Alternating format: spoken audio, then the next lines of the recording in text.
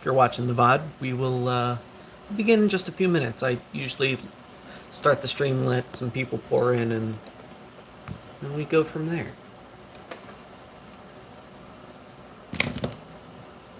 We're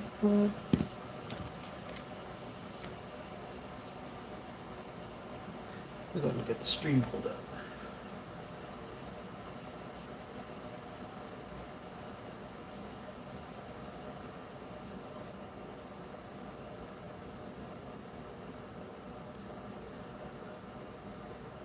Hurry up and load so I can mute you. There we go.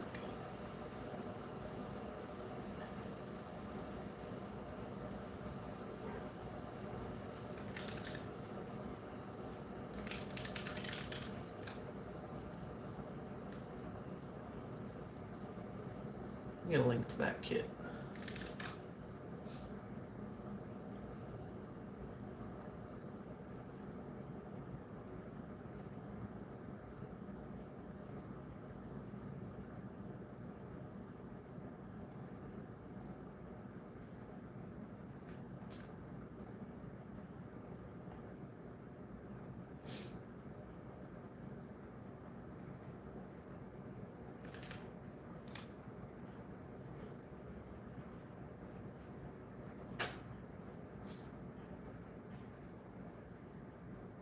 Alright, let me go get my tea, and then we'll go and get started here. Greetings, those who are watching. I'm going to do another solder practice kit because I can, but I'll leave it up to you guys if you want to see me use a particular soldering iron, because I'm in the weird position where I can just pick and choose which soldering iron I get to use. Oh, and why isn't it loading? Oh no. Oh, there it goes.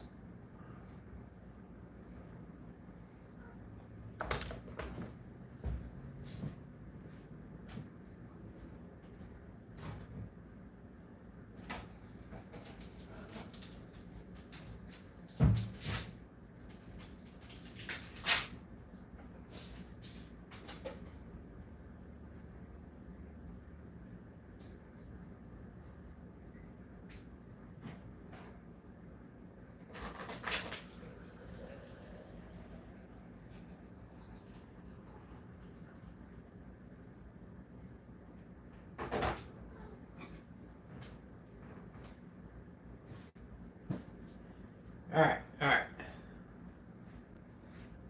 Might as well begin.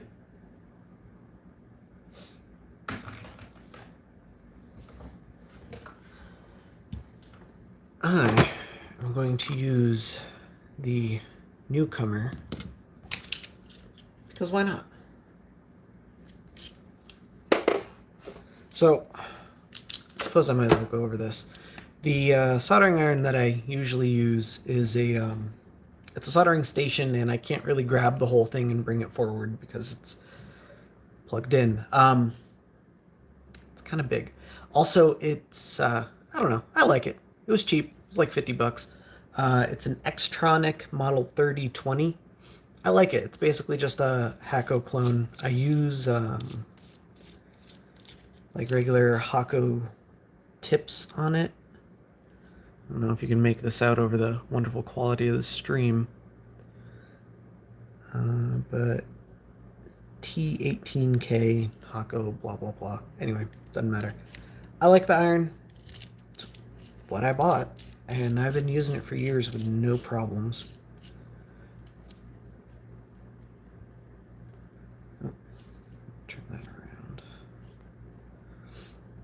But lately we've seen some new irons coming out that a lot of people seem to really vibe with. One of the most popular, this is the Miniware TS80P, takes these weird kind of proprietary-ish tips, but they've been around long enough at this point that it might as well just be a new open standard. I was very against this iron at first, specifically because of the tips. But I've also been using this iron quite a bit, and I have had zero problems with the tips that it does actually include. They make quite a few. I haven't even used all of them, but I haven't killed one yet, so that's something at least. I like this one. Nice, neat USB-C input. One of the problems, however, the older model doesn't support USB-C power delivery. It only supported USB-C quick charge, which is a lot less common unless you have something that specifically supports it. You probably don't have anything that supports quick charge, but if you have something that works nicely, you need 12 volt, 3 amp at the very least. But it's pretty good. I dig it. The old one doesn't work with USB-C PD, unfortunately. But anyway, set that aside. Similar to the TS80P, we have the TS100, which is functionally the same iron, except instead of having USB-C, you have a micro USB, which you cannot run the iron off of. That's only for like updating the firmware and configuring the settings and whatnot. And then it just has a regular barrel jack. This is the cheaper option, and it was what I preferred initially because I like that it uses a standard Hako clone, again, style tip, so you can get replacement tips for this pretty easily.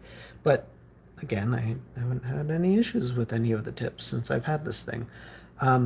But same thing, just dumb plug. I actually made that little dongle that I usually use with my power supply, this thing, for this iron. Plug that in and then it'll take USB-C like the other one. That's all it is. I think this specifically puts out 19 volts or 15 or something. Let's find out.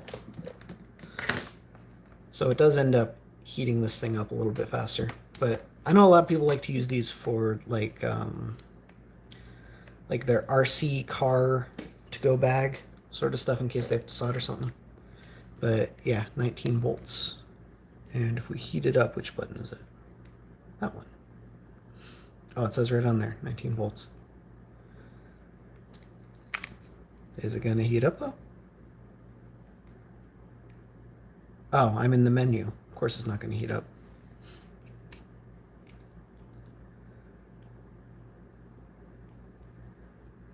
They fooled me. Yeah, the TS80P was pulling like 23 watts. This thing pulls like 40. So this thing heats up a heck of a lot quicker. But with the weird dongle, sometimes it's a little awkward to use. It does work like a hot damn though. It's even cheaper than the TS80P, but unfortunately it is plastic. And just setting those down where I won't burn myself. And this is the one that I'm going to use tonight. This is the Pine-Sil, which for all intents and purposes appears to be a TS80P clone in the style of a TS100. I say TS80P clone because it is functionally similar to the TS80P, but everything else is TS100. As you can see, I have not set this one up at all, so the screen is upside down. Also, that is hot. Oh, that's Fahrenheit.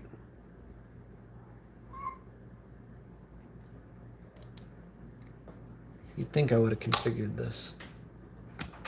My other iron is set to 570, so I guess that's fine. Now we'll turn it down. Why not? That's actually pretty convenient.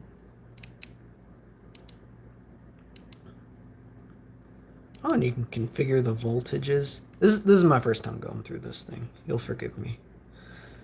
I'm going to be using it, so... Boost temp auto start.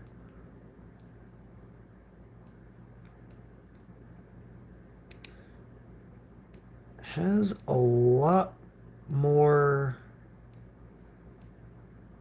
a lot more options, surprisingly. User interface. Temperature, C, that's better. Display orientation, that's better too. Did it flip the buttons? No, it didn't. Well, it kind of did. Cooldown blink, scrolling speed. Reverse keys, yeah, I don't care about any of that. All right.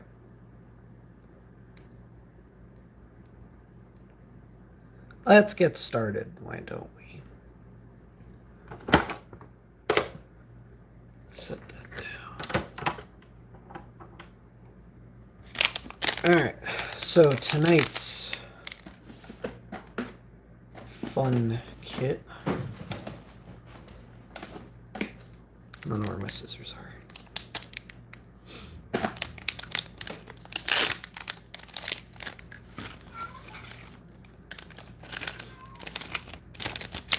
I didn't realize that was in a bag too. All right, so I saw this thing. I couldn't help myself. I'm a child, I know. Oh, first off, if we're soldering, this is not the surface to do it on, is it? Ugh. I was cleaning my desk. Cleaning everything, really. And I couldn't set this back down because it was wet. I had to let it dry.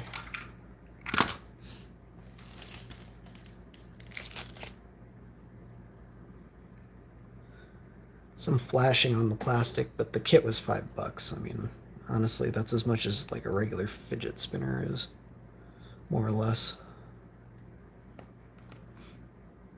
You get to build your own. How neat is that? I don't know. As far as electronics kits go, I thought it seemed neat. So you get the casing, you get the PCB with everything clearly labeled, and then a bag of parts.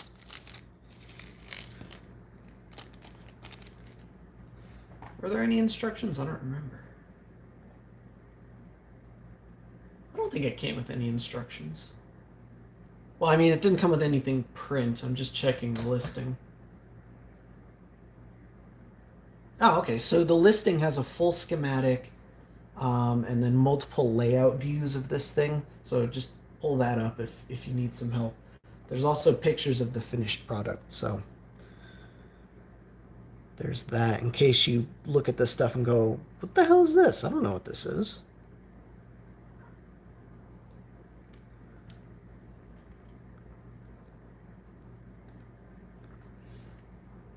Okay. I'm just going to sort everything. Only got one bearing. What kind of...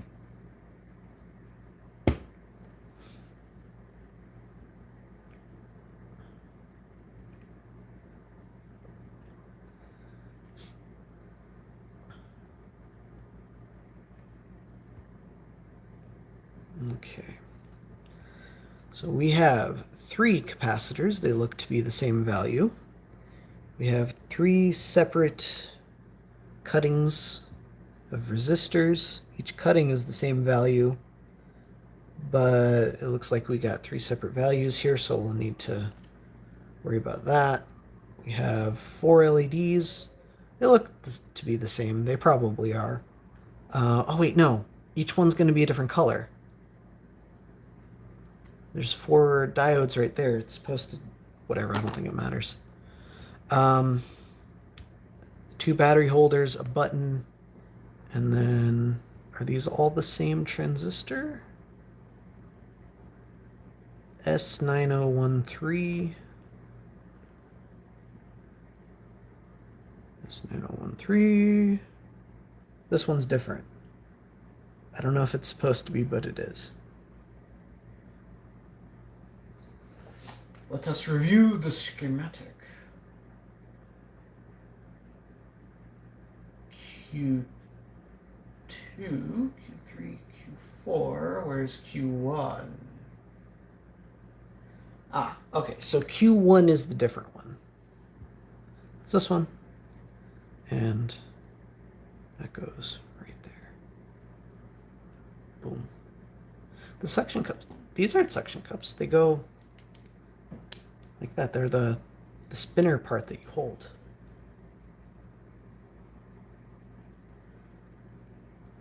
I am very impressed with that bearing. That is not what I expected when I spun that.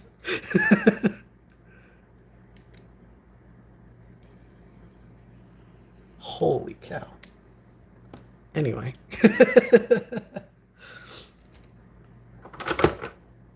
Let's solder the thing, why not? Alright, so for solder, I'm using the same stuff I usually use, which is this Kester 6337. I have a huge roll. It's going to last me a very long time. And I have another one for when this one rolls out. And my old solder that I only stopped using because I got a lot of Kester. I have a lot of solder. But anyway, you want leaded stuff. The leaded stuff isn't going to kill you unless you eat it. The unleaded stuff is much harder to work with. And as a beginner, you don't want to put yourself through that. This is a brand new tip. I didn't even realize it. I should have tinned it before letting it idle at temperature for a while.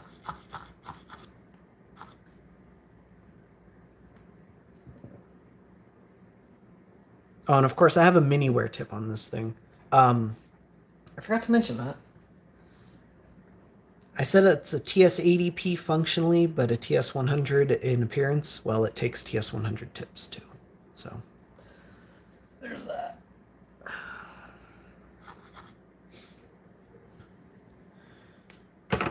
All right. So might as well start populating this thing. I don't see why not.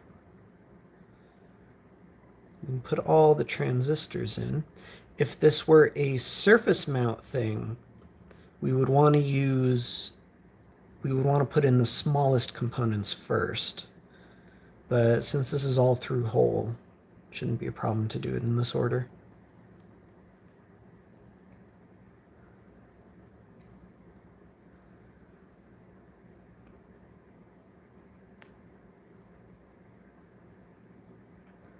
Get the parts lined up. Jam that in there.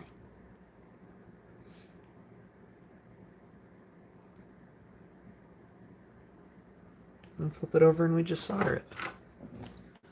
To get a good solid base, you need to apply solder into the joint itself, not onto the tip of your iron.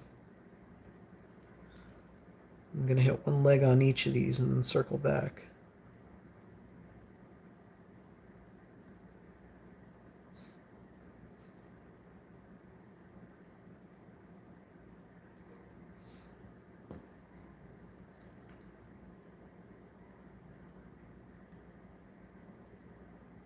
Oh, I should have paid better attention and did the button first, actually. Because that is a surface mount part.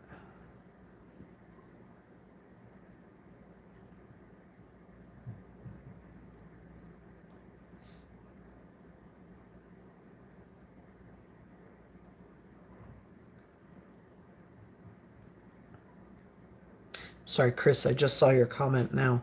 Um, Chris is asking, have I ever looked at using Hako tips in a TS100?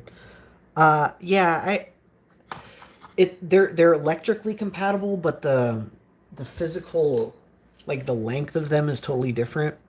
Like the actual, if I had it in the TS100, the actual end of the tip would be right about here. So it makes it a little bit unwieldy, and you can print an adapter so you hold it a little bit closer to the tip.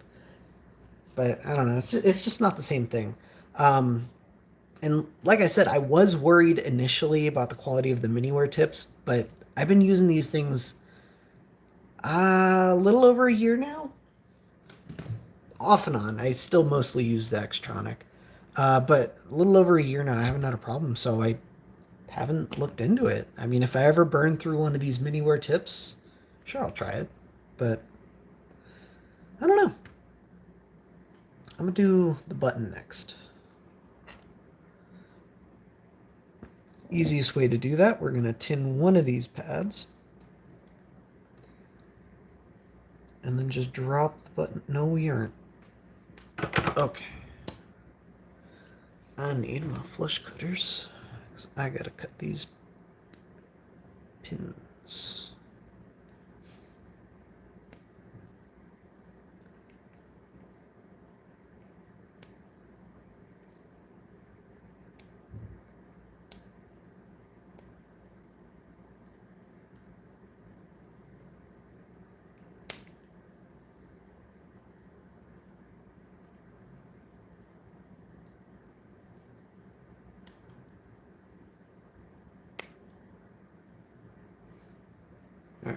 Now we can put the stupid button on.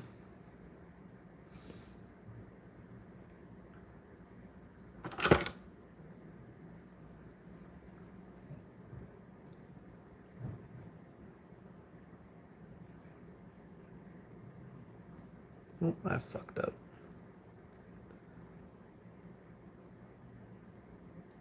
There we go. That's better.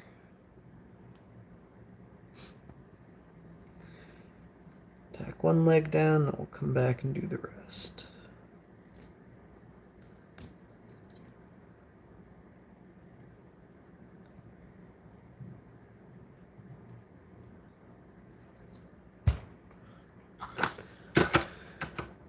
Already back to the old habits.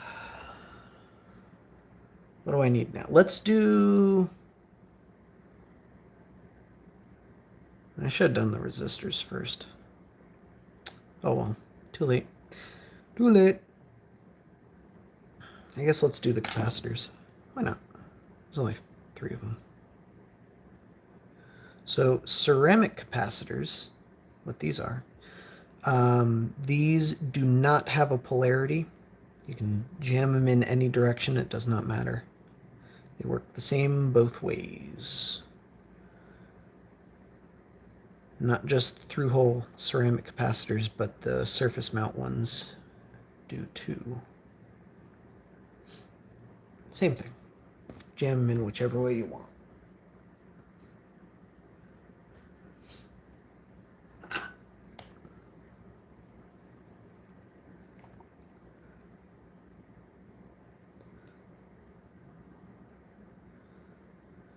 Electrolytic and tantalum capacitors both do have a polarity. I'm sure there's other types, but those are the common ones at least. Ceramic, electrolytic, tantalum. All right.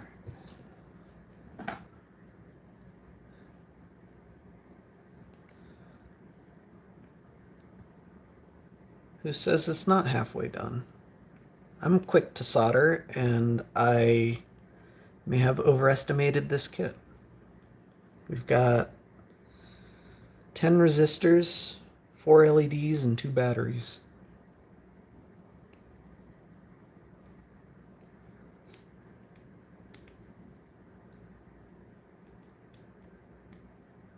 All right, so after trimming these leads, we really don't have to do anything. I am, however, going to hit each of these joints again one more time. One at a time, because I don't want to hit both of them, because if I do, then the capacitor will drop out, or the transistor, or whatever we're doing. I'll wait till I'm at the end so I can just hit them all. But the reason I'm going to hit them one more time is it just gets rid of a little bit of the roughness from the sharp edge. So what's the difference between ceramic and electrolytic and other types of capacitors? There's a... Hey, I can hit a joint midstream if I want to. I can't explain that to... There's different properties that make up a capacitor, like the actual capacitance it can store, the resonance on the circuit it may or may not dampen, stuff like that.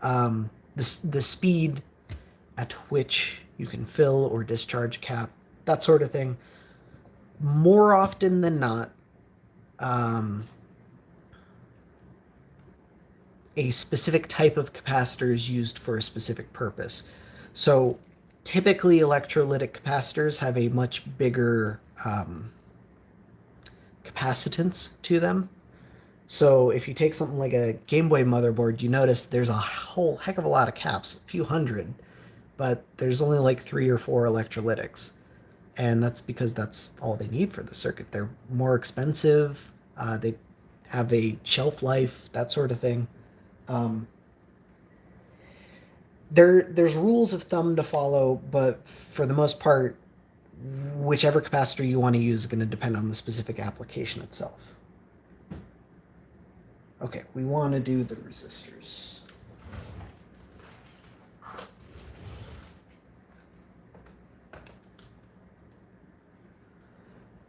So this is the one thing that kind of drives me nuts about through-hole resistors.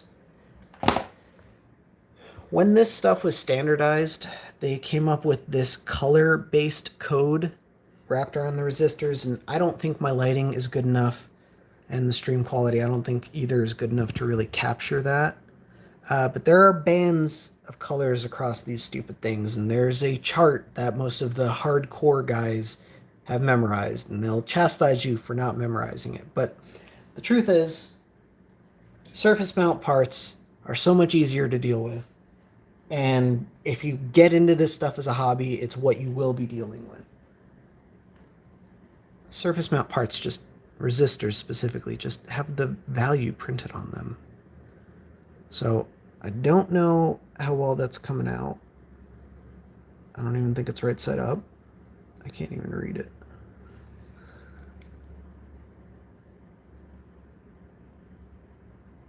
X58. Okay, so this one, of course, is proprietary, but I already have it labeled. There is a standard one, which reads 121, if you can make that out. Basically 120 ohm resistor, I believe, or 1200. I don't know. I don't remember how it works. But it's easy. It's easier.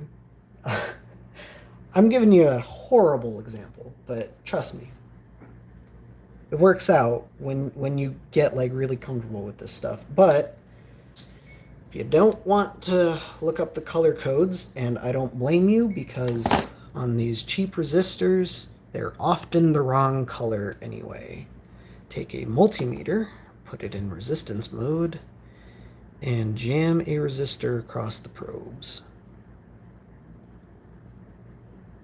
And what do you get? A 1 million ohm resistor. What's the next one? 10,000 ohm resistor.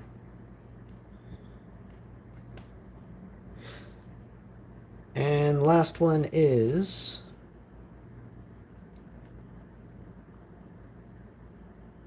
1,000 ohm. So, yeah, my multimeter tips are bent, but they still work. What happened was I had them jammed in something from the top, and then my multimeter fell off. I was troubleshooting a battery issue with my car, so I had these jammed into the battery leads, and I was reading the voltage, and then the meter fell. And for once, the probe's stuck. This is after me bending them back. I'm going to leave that out because I think I already forgot what value these are. I'm pretty sure these are 1K. We have... Okay, so you get more resistors than you need. I don't like that, but alright. This one is 1 million. Just jam one end in. The other end in the other side. And that's it. And we can do that one, or I can just put the rest in. Oh, no, I just didn't see these other resistors. Here we go. We're good. I thought they gave extra parts, which is fine to account for defects, but it's kind of annoying when you're trying to, like, oh, did I forget something? Let's see how many parts we have left.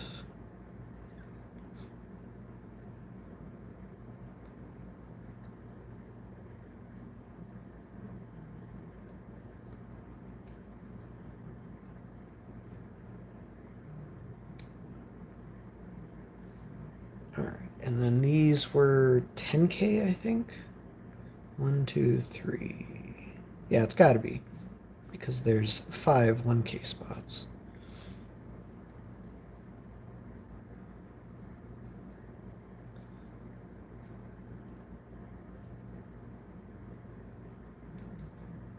Okay. Okay.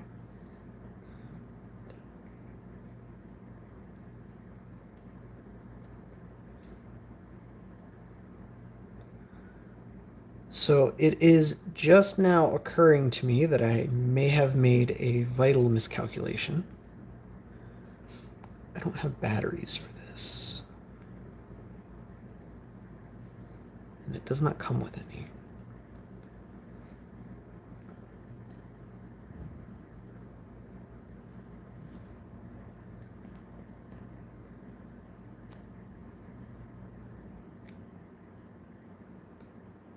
Oh man, they were labeled. There's 1K. There's 1 million.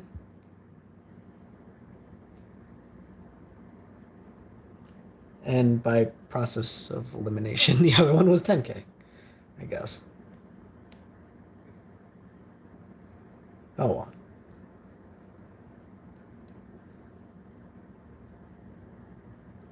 I still probably would have poked him with the multimeter anyhow.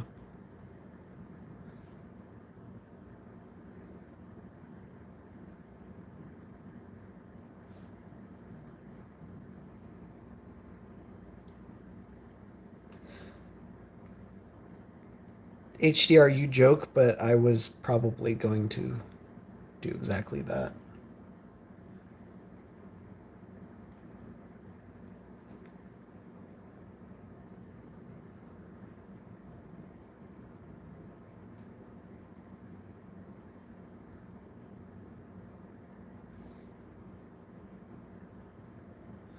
All right.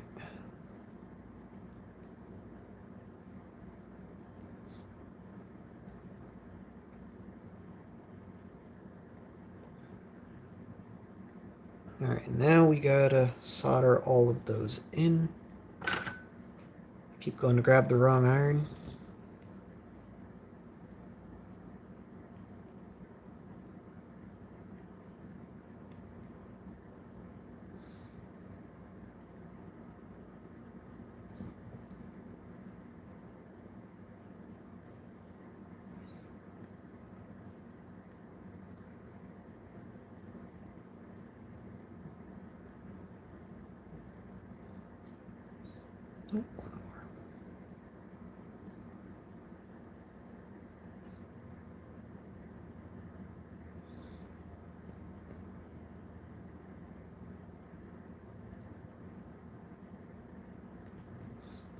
All right, let's check my work. Some of the resistors started falling out, of course. That's an easy fix. Just be careful, they do get hot. But I'm not grabbing the actual component leg. Oh wait. Fix that one.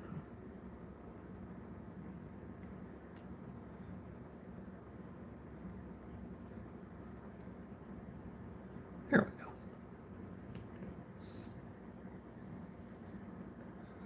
All right, so it's important to clean off our iron tip when it starts looking something like that.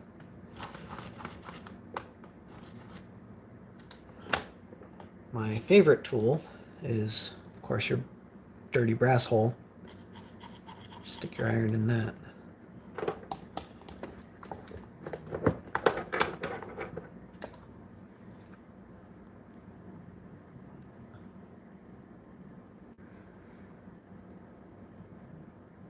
There are two main cleaning solutions, I guess, that a lot of people use while soldering. One of them is the brass sponge. The other is an actual just wet sponge. And there are strong proponents on both sides of the situation. I will say they both seem to work equally well, and both sides have a point. The brass sponge fundamentalists argue that the wet sponge cleaner can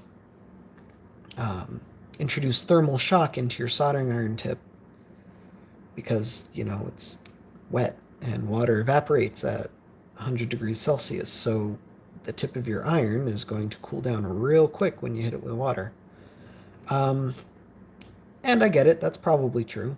But there's also that anecdote of how I've been using that wet sponge for years with zero problems, so I don't know.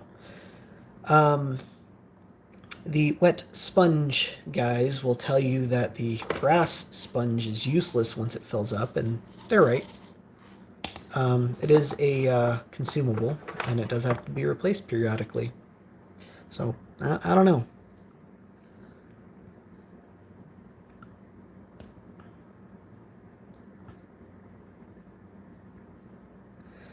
I ain't gonna shame anyone for using their preference, but you should always have a good reason if you're gonna pick something like that.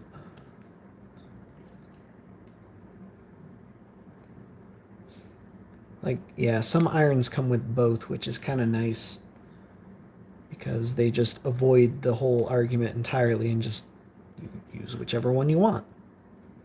That way everyone's equally offended, right?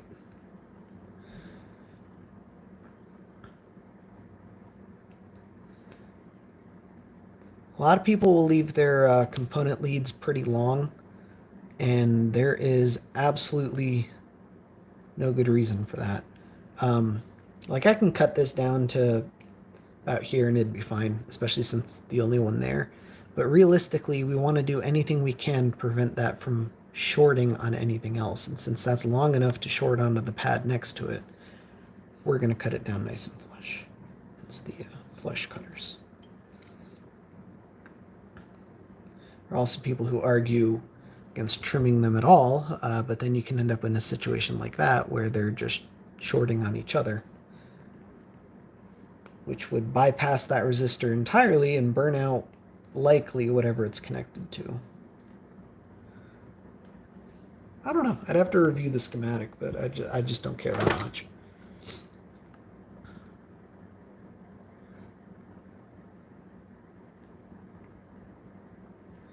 I'm just going to touch up these joints real quick.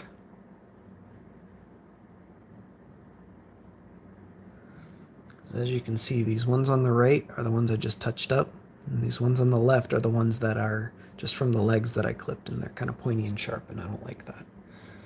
There is no practical purpose behind doing this.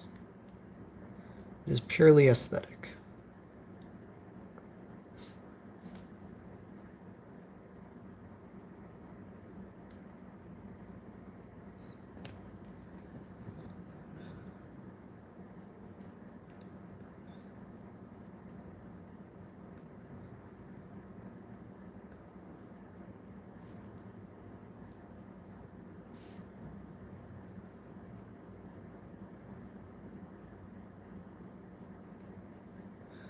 And now I'm hitting them from the other side.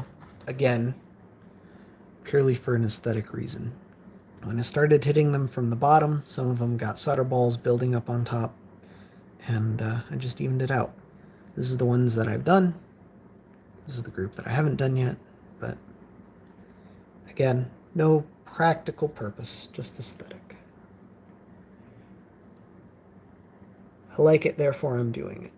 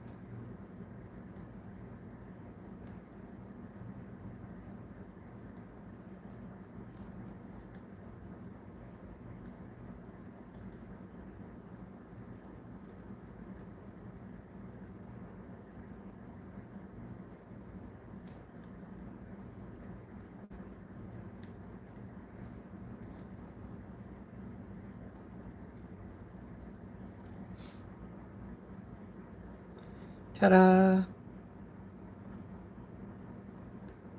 They're all nice and pretty. Oh boy.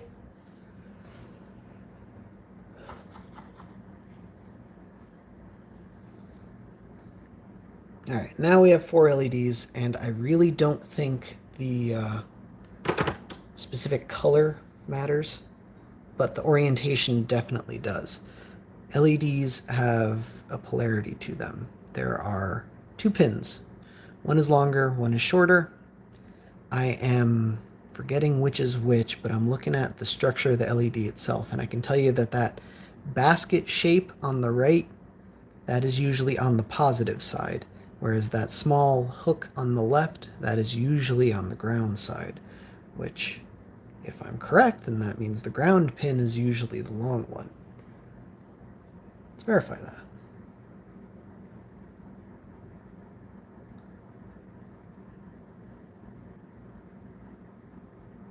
I had that backwards. So the ground one is the short one. Ta-da! So with that being said, the short one doesn't go in the hole with the positive next to it.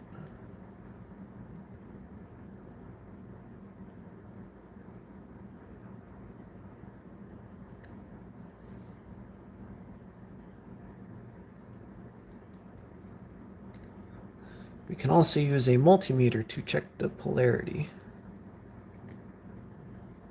But unfortunately, my multimeter does not have a diode mode. So check this out. I have several multimeters, so it doesn't matter. I'll break out the old Harbor Freight multi-yard here.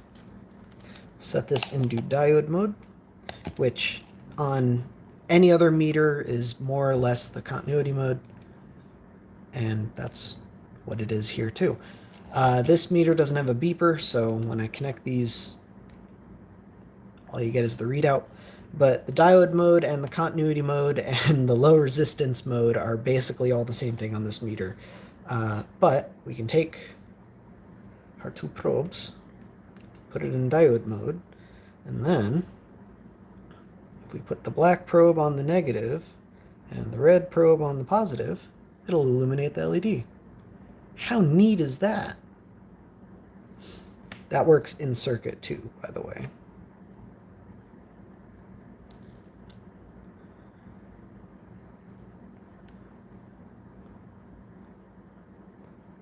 Red, green, yellow. That's interesting. I'm trying to light up one, I'm getting another one. Oh well. There you go. Neat, huh? That is my only complaint with this meter, that it doesn't have a true diode mode. Otherwise, I'm very pleased with the Unity. I mean, it even has like a temperature probe and a non-contact voltage thing. I wish they'd look at stupid stuff like the non-contact voltage thing and go, oh, hey, you know, hobbyists probably aren't really using that much. They might want something like a, I don't know, a diode mode.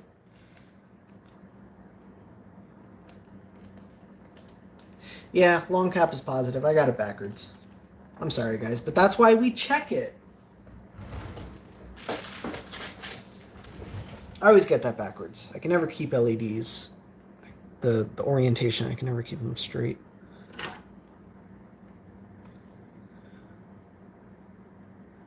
Alright, again, just going to do one leg and then circle back. In this particular case, though, it's because I want to make sure the LEDs are nice and flush. So I'm going to put solder on one leg, apply a mild amount of pressure, and then come back and reflow that joint. Notice the LED pops into place. Easy.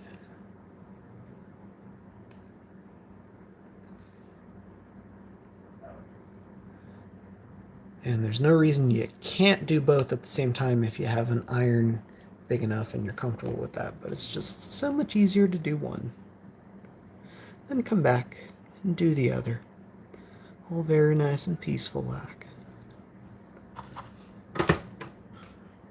Oh, and I forgot to trim it.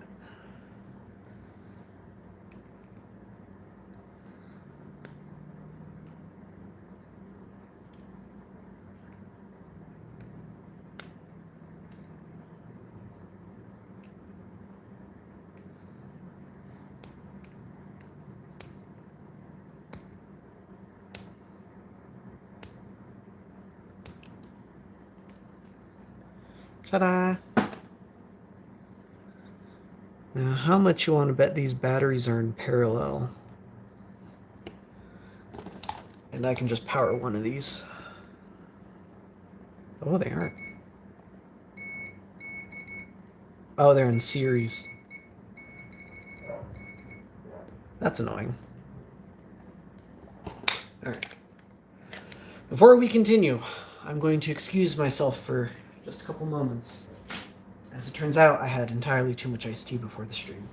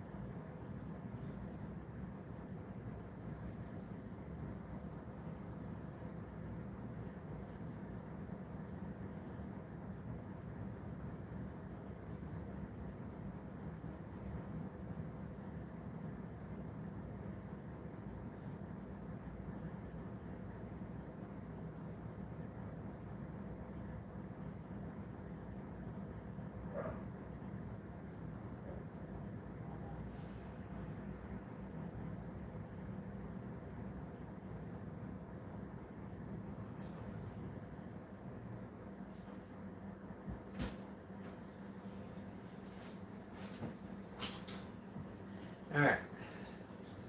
Sorry about that. So I had thought about this. I'm not really sure how to solve the problem we have currently.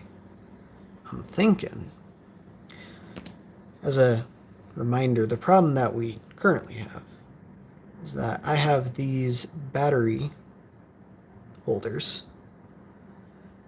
but I don't have batteries that'll actually fit. Oh, that one's backwards.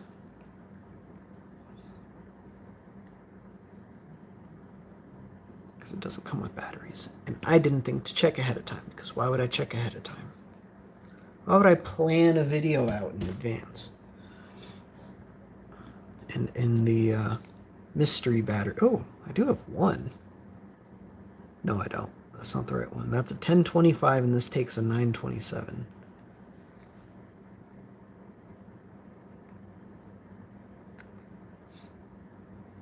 This is a horrible way to keep your batteries, by the way.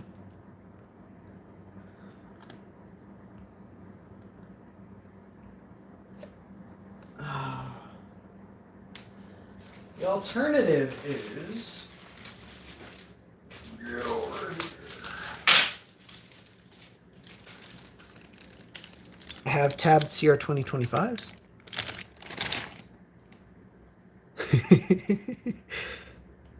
It would technically work. I feel like I should just do it proper, though. Oh, no.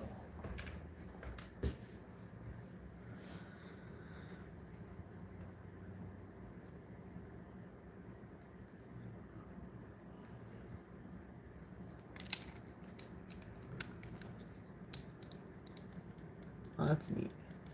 There's a little button. All right, well, let's see if it works.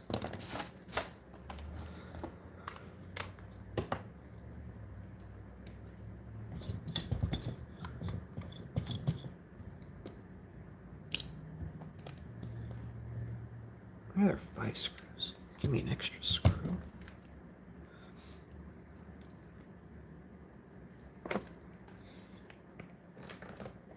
my phone plugged in? Yeah, it is.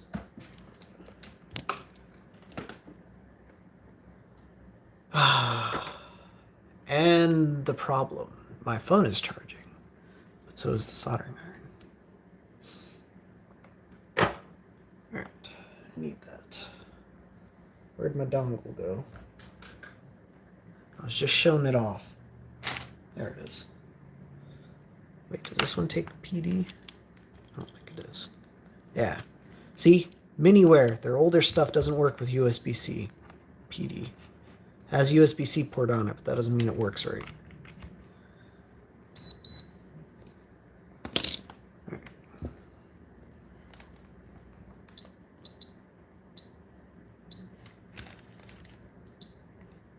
Come on.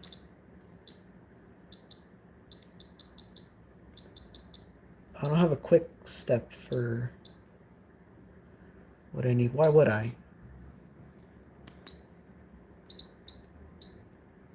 Whatever, 6.1 volts. That should be good enough. Question is, what do these use? CR927? I'm pretty sure those are 3-volt batteries.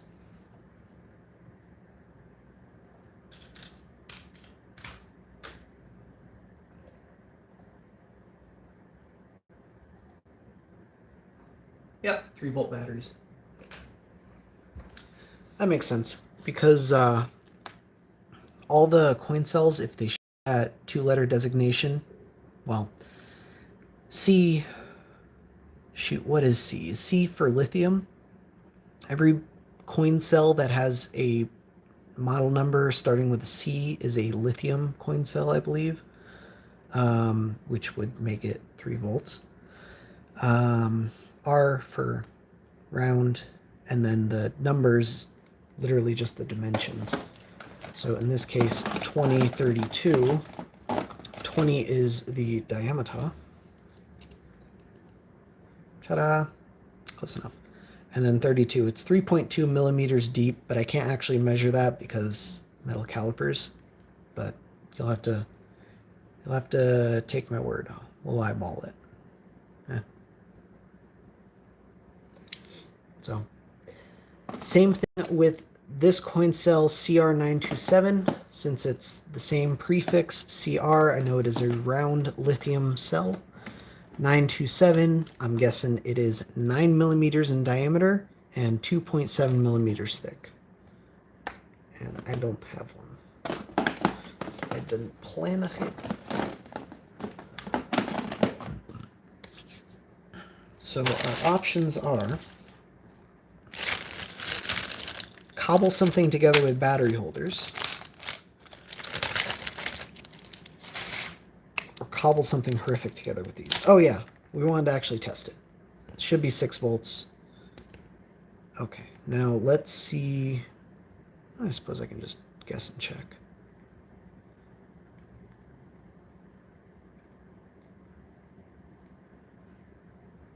They're in series, so I need to use both.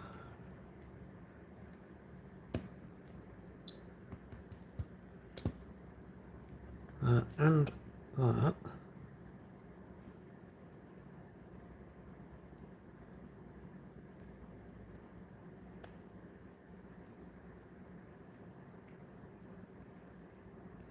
There it goes. Just had to get the right pads. I mean, they all light up, and I presume if I were to actually spin it, I'd get some of the neat patterns. But seems to work.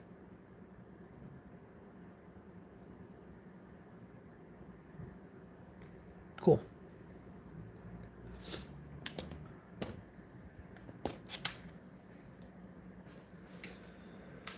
That, and I don't actually need the soldering iron anymore. Anywho.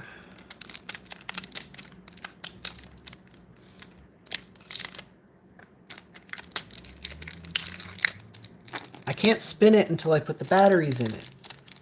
You gotta put batteries in. This thing's gonna last a fucking decade with these, but it's what I have, okay? I have batteries that'll fit even better, but they're actually name brand, and I want to save those for carts. I'm gonna use my 1616s. Please. Ah, shoot. What battery pad was it? Oh, never mind. I can see. Oh, they both should have worked. What's up with that?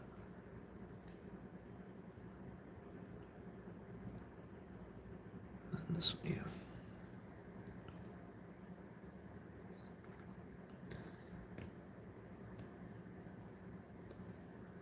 So I think...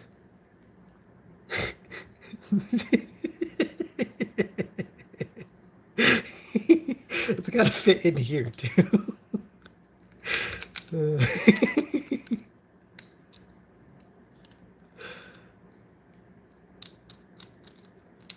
mean, I guess. Kinda. Bend that away.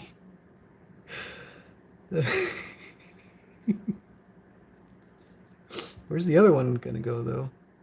There's LEDs.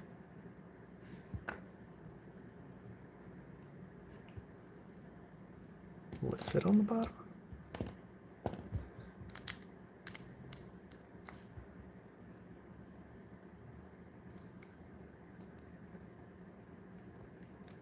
Oh, it's so close.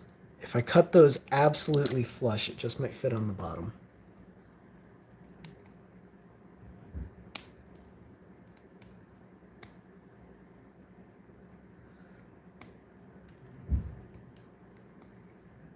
Oops.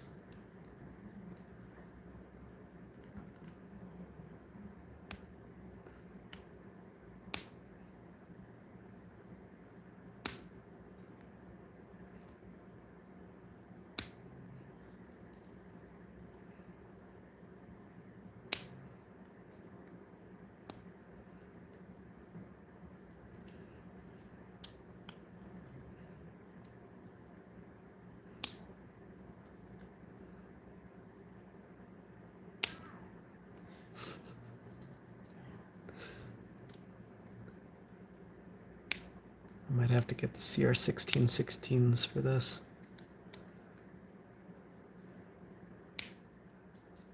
Let me tell you, my disappointment is immeasurable. My day is ruined. No shit, look at that.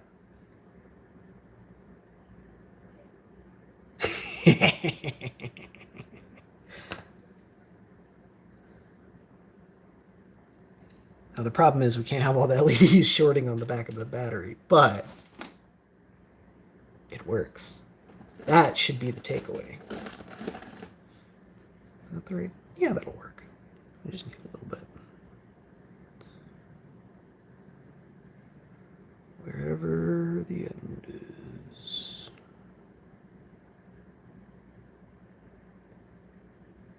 There it is. Well, it took me, what, 3 laps?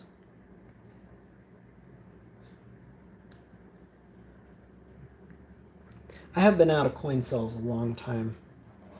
I keep meaning to go to the battery store and get some for this thing. And I also have like a little mini Tetris. Of course, it doesn't say on the back, and I already got rid of the battery. But been meaning to get some for a while, so might as well. But at this point, it's obviously too late, and there's no possible way I can get the right batteries for this thing. Can't be ridiculous.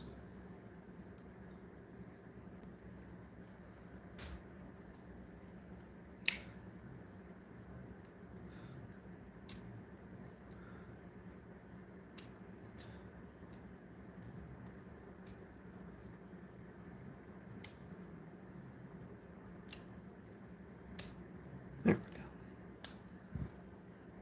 Custom. All right, how does this even fit? Ooh, we can cheat. I can use one of the battery tabs.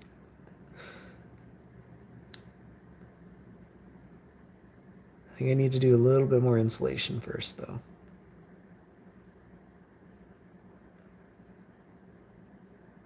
Oh no, it should be fine. It should clear.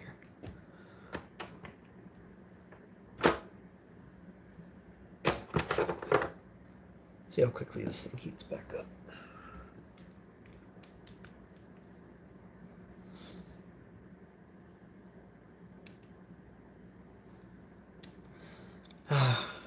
I just assumed the buttons would be backwards.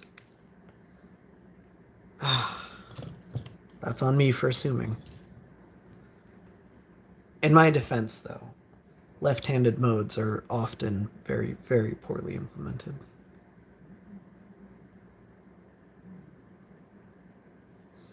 How much does this thing pull, by the way, when it's heating up? It's only pulling 20 watts. So the, I think there's actually a limit, though. I don't think that's a fair judgment. I know the TS80 can pull, or the TS100, I know it can pull more than that, offhand.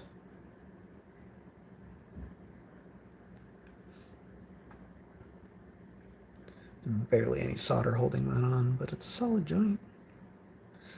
Whole geese.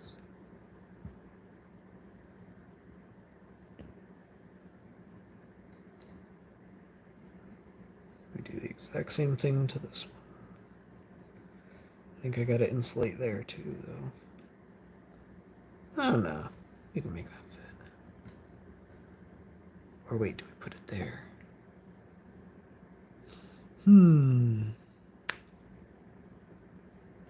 Choices, choices.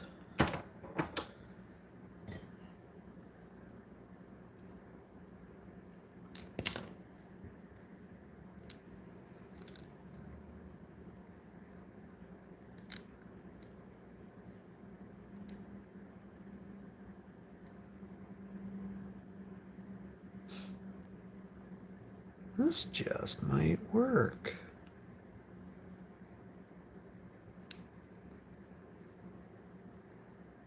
All right, so it is absolutely integral to the strategy that I commit some crimes. So let's get this resistor out of here.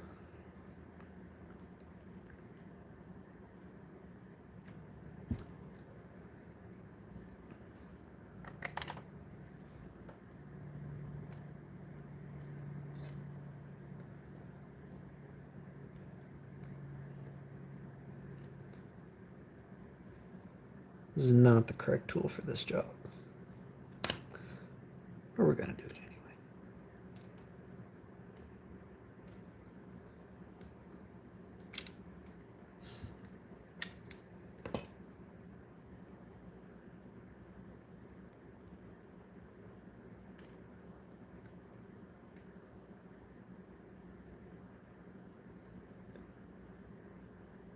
Oh, good news. I lifted the pad.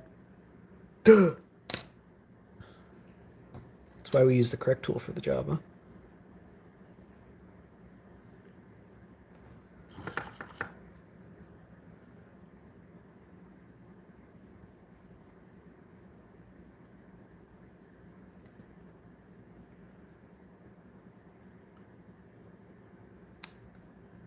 The problem is...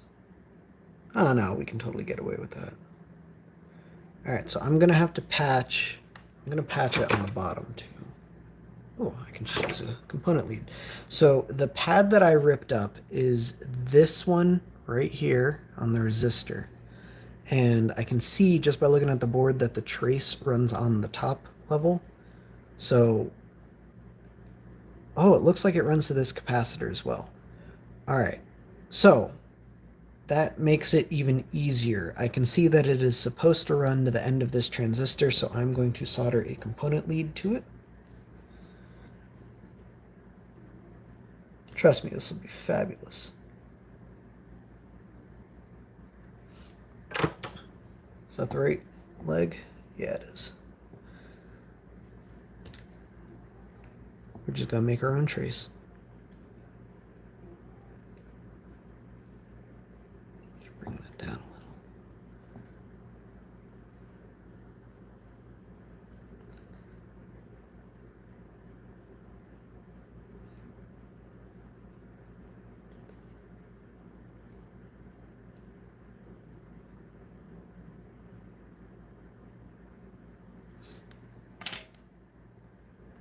And I'll connect it up to that capacitor.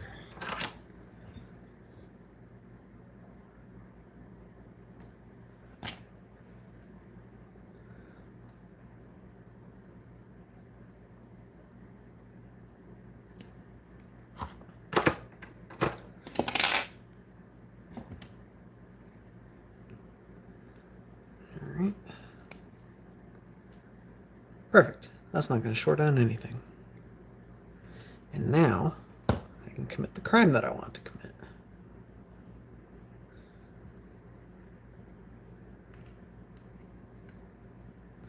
Oh, I gotta get the solder out of that hole, though.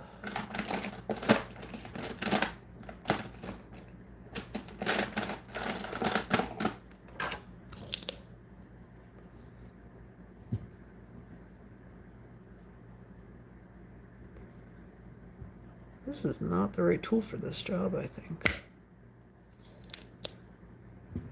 But it worked anyway.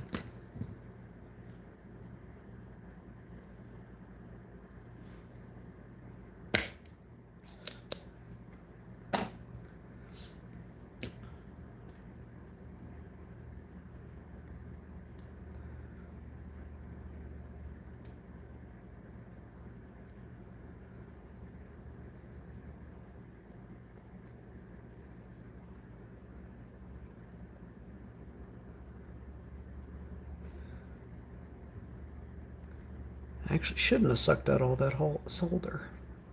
Come on.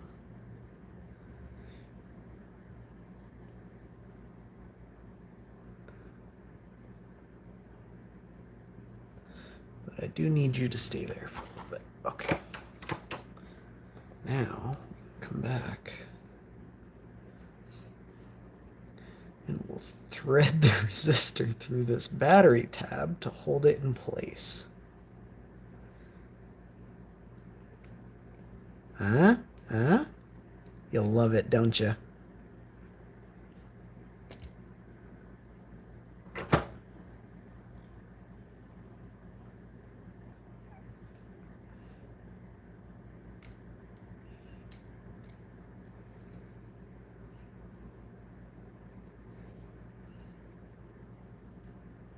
Whoops.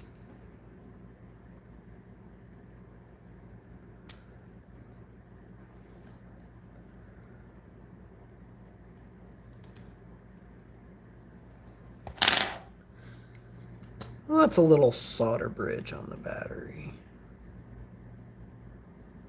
That's fine. I'm sure that's fine. Alright, I can touch that up later. Doesn't matter too much. Alright, now we need to connect the positive. We can't do things simple, Marshall. Don't be ridiculous.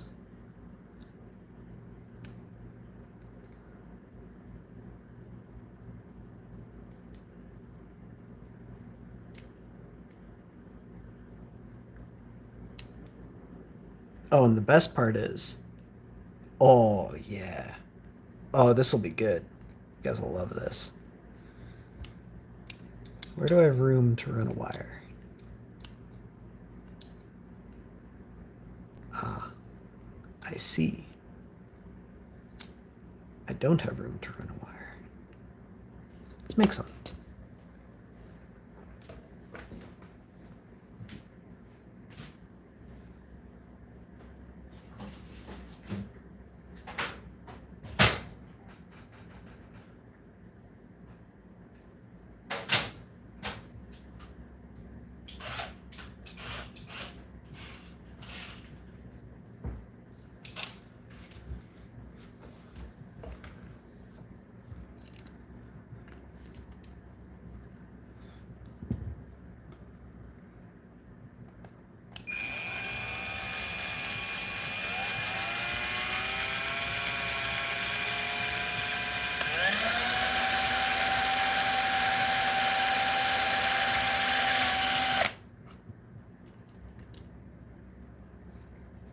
What do you know? There's room now.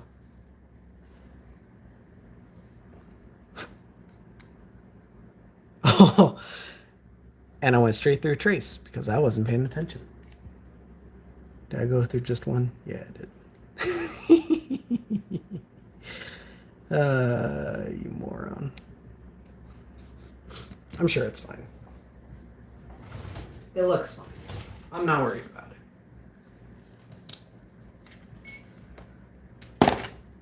Look, we're on continuity mode.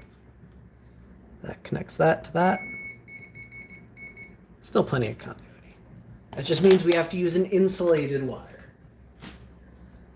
That's fine. I can do that. I'm not just going to patch together component leads because that would get a little ridiculous.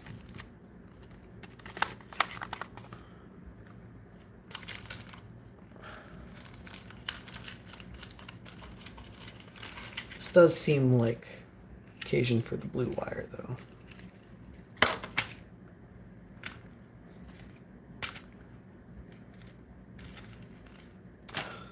Get my wire everywhere.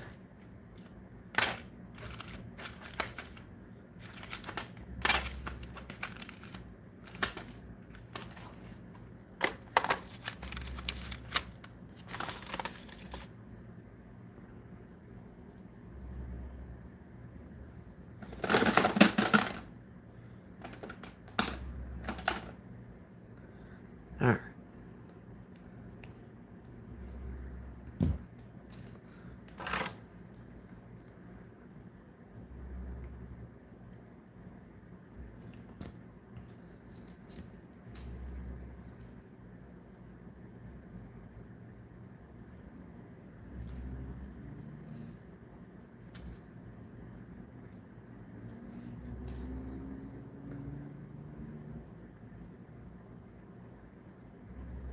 Look at that, nice and professional. We can just run that through that hole.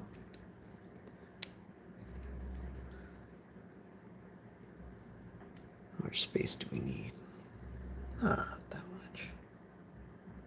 We'll cut it long, just to make sure.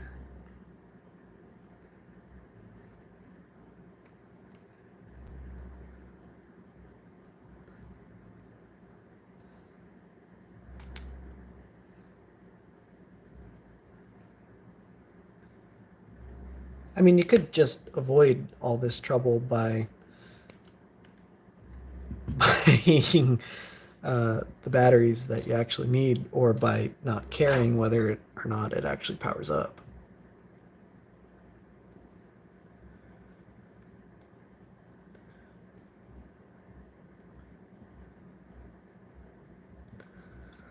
And for the record, soldering on a live circuit is dumb, but in my case, I think I have a pretty good excuse. Forgot we gotta solder this one down too.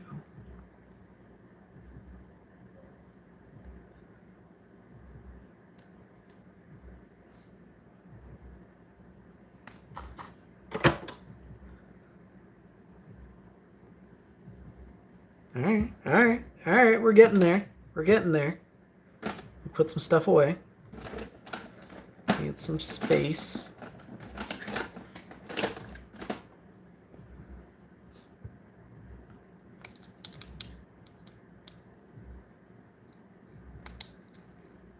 Kinda doesn't fit.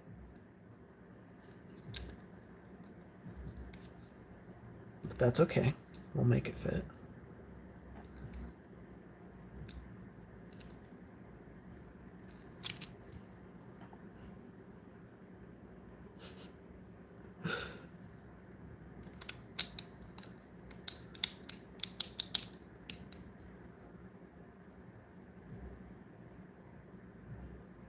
Believe it or not, it's not the battery that doesn't clear, it's the little transistors.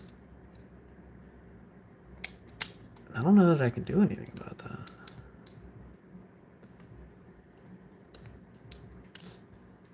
I think we can solve it the traditional way by just ignoring it, hoping for the best.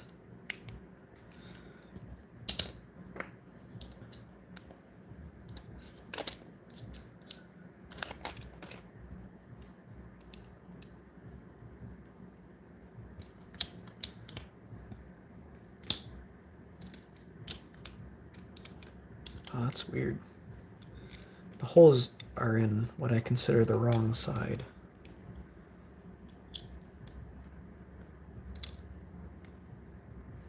But sure.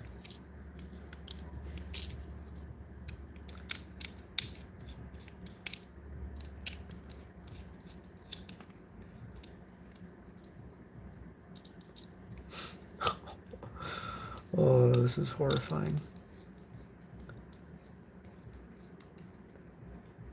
What's the worst that could possibly happen? This thing's gonna explode in my hands.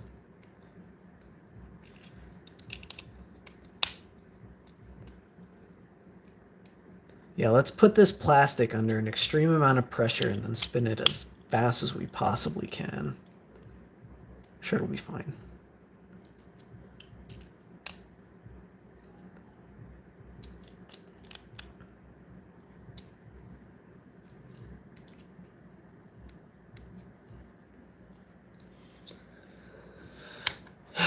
Taking it away after building it so soon.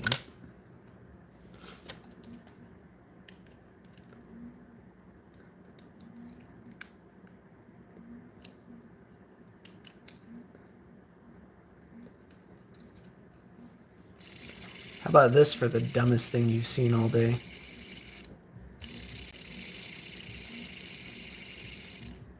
Do the LEDs actually do anything other than just... Oh, I guess they're blinking. You probably can't tell on the camera because of the shutter speed, but they're blinking.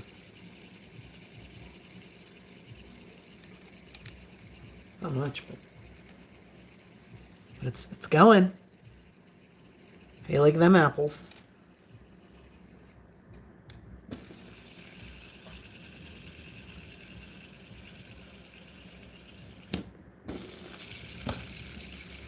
It's a little unbalanced.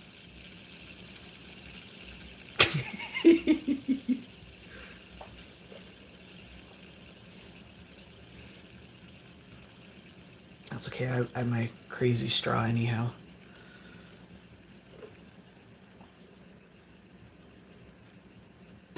I don't think it would spin faster if we put it on the drill. Drill is on high. That's all she has. I mean, it's got torque for days, but speed ain't one of its properties. Low is even slower.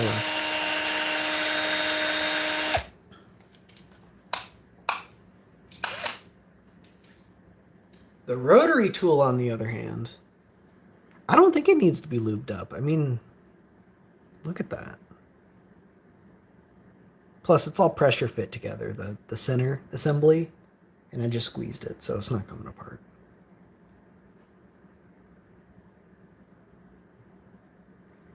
I am a little disappointed. I kind of thought it was supposed to do something aside from drive the LEDs with pulse width modulation.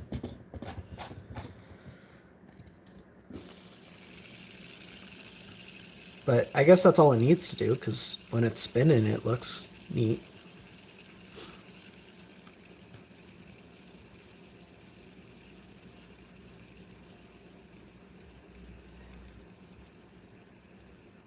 I don't really know where to go from here. Like I think I've peaked. Like it's just all downhill from here.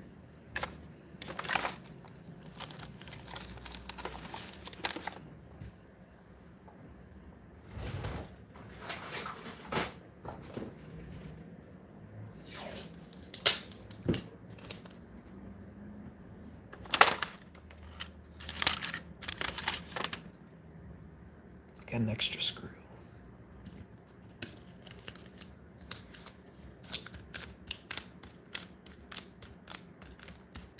Just clean this stupid thing. Look at that junk.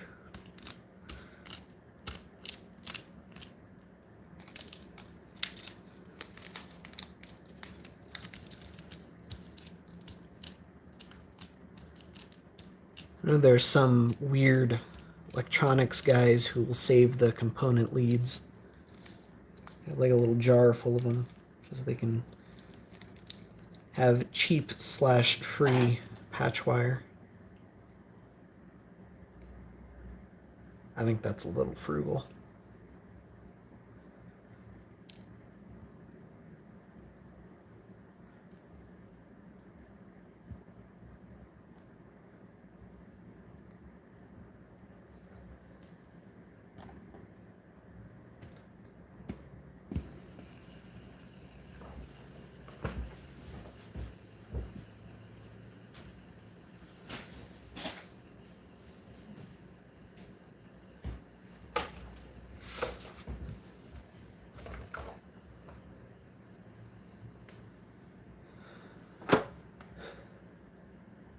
Yeah, that was the pine sill.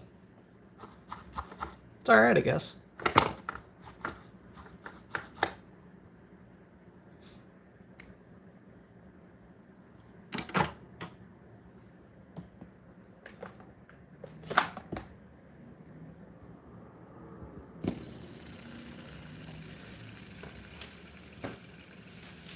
Alright. So I have something I don't know, I feel weird doing such a short stream. But with how long my videos usually are.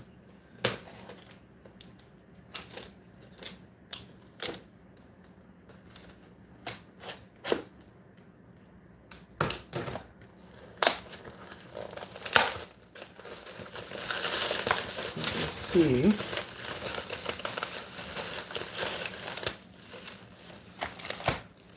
We can do...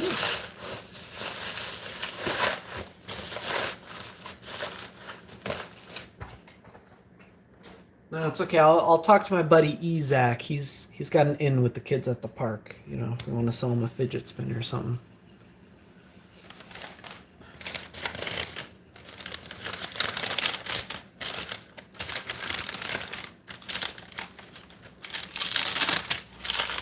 Those rustling about at home are hearing me rustle about. I'm opening a very delicate package.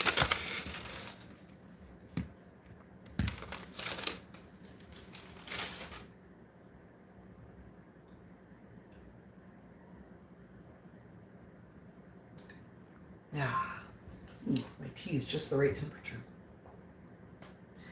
Shame to waste that. I don't know. What do you guys think? Want to stick around, watch me fix the 3DS? Well, screw it. I'm gonna do it anyway.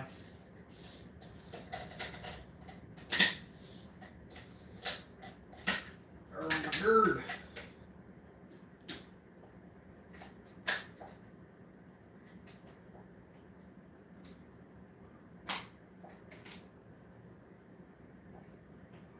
That's what I get for trying to sneak off and have a snack.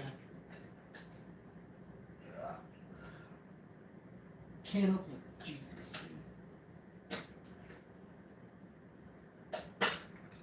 Oh. That works.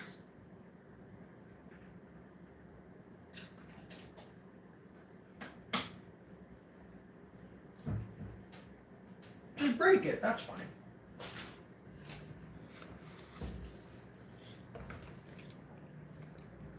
The button on the spinner is just turn on and off. That's all it does. It probably lasts indefinitely too. Let's find out.